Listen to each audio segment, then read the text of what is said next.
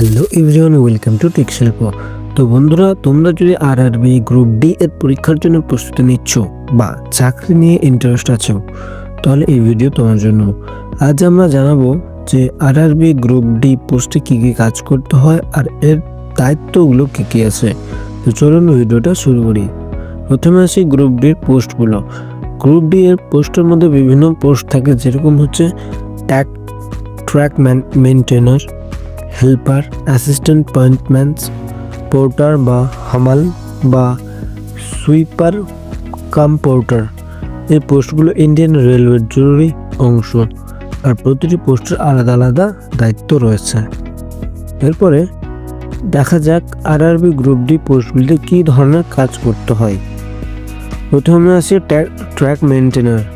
Railway ট্র্যাকের রক্ষণাবেক্ষণ ও দেখাশোনা করা, ট্র্যাকের সুরক্ষা পরীক্ষা করা, ত্রুটিগুলি চিহ্নিত করে মেরামত করা। এরপরে চলে আসে হেল্পার। ট্রেনের ইলেকট্রিক্যাল ও মেকানিক্যাল রক্ষণাবেক্ষণ করা, সিগন্যাল সিস্টেম সহায়তা, জরুরি পরিস্থিতিতে সহায়তা। এরপরে অ্যাসিস্ট্যান্ট পয়েন্টসম্যানের কাজ, রেল পয়েন্ট নিয়ন্ত্রণ করা, সিগন্যাল সেট করা এবং ট্রেনের গতি পর্যবেক্ষণ করা, স্টেশন মাস্টার সহায়তা করা।